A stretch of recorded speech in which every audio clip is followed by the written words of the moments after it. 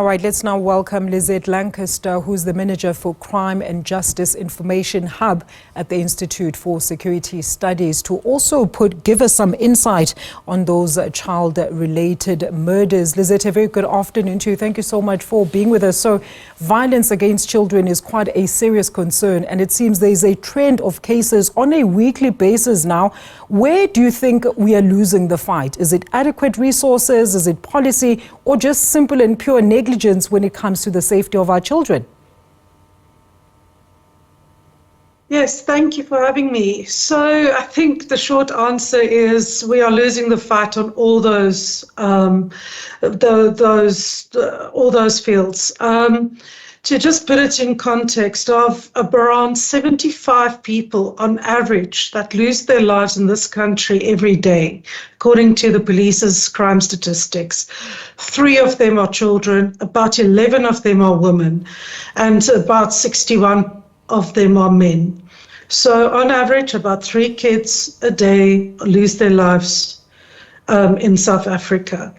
And we know that very often it's at the hands of people that they know, because children are more likely to be in spaces that they are, in places where they are known to, their guardians and so on.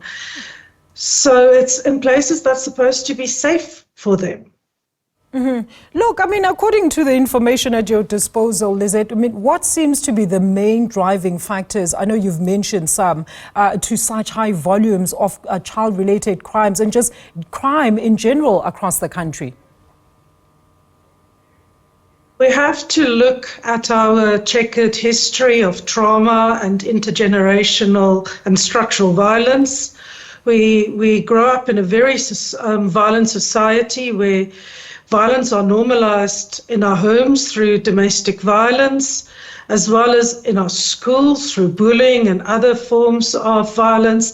And in our streets, we just need to look at violent robberies, street robberies, violent protests, violent police brutality, to know that we are not living in safe communities. Of course, some communities are more unsafe for children than others, but the drivers are just a combination of incidents where violence is normalized, where we see that at-risk children are not giving the socio-psycho support that they need, and they grow up into angry adults that are at risk of committing crime, or for some even, especially if you're female, you are at risk of accepting a lot of violence in your life because you just see it as normal and a normal occurrence. And then on top of that, we do not have the police that have control over soaring organized crime and interpersonal violence levels in this country, often fueled by unemployment, by food insecurity, and just general despair that many people feel.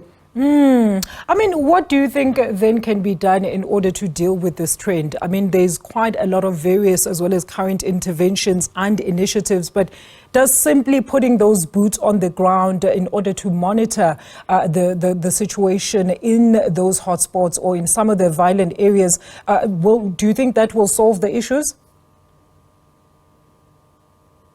Unfortunately, that's not enough. We don't just need more boots on the ground. We need smart, targeted policing interventions, going after organized crime, going after the kingpins and the people that cause terror in our communities, linked to drugs, linked to robberies, extortion, and so on. That is the first thing. The second thing is, with the 7th Parliament, and a new sort of administration looming, we hope that there's a rethink of how we budget for safety in our communities. We need stronger partnerships We need organized and coordinated efforts to work with youth at risk, not to criminalize them through search and seizures, but to really intervene and understand and take hands of community members to understand what the needs are, and to give these children that grow up to become our hardened criminals often the opportunities to rehabilitate or to just have alternative paths to safety and security. Currently, communities feel they're left on their own, and those that are at risk in those communities seem to just be left to join gangs and to follow that path, which is not in their interest or in our children and women and men's interest. And Lizette, in closing, I mean, I had a very interesting conversation with a representative from UNICEF South Africa yesterday, who was speaking about some of the issues that you've also raised, that a lot of children actually go through some of the violence. It's like domestic violence. And it seems like there's not a lot of a highlight around how this actually perpetuates it right in our homes. So let's talk about the role then of social workers as well as social services in South Africa. Do you think that they've been given enough of a task and are up to task in actually dealing with some of the social ills that we've highlighted during this interview? Unfortunately not. We are seeing that funding to civil society organizations, NGO on the ground, that are trying to assist. But of course, this is a drop in the ocean of what's needed, are like drying up. We need more interventions. Unfortunately, because of this rampant inequality and structural violence that we face daily and our children face, we need more of those services. We need more shelters for women, more employment opportunities. We need our children to be able to walk to and from school safely, have aftercare programs. That needs a very coordinated effort in our communities in order to drive that. We have seen successes in such pilot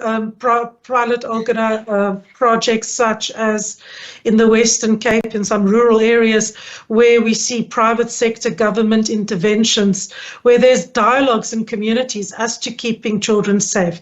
These have had huge successes that have been documented. And if we can scale these up through the right funding, we can really make a difference. There's a lot of targeted type of projects that can play a significant role in us reimagining what safety means in communities and what it is that we require from the police, and what partnerships we need.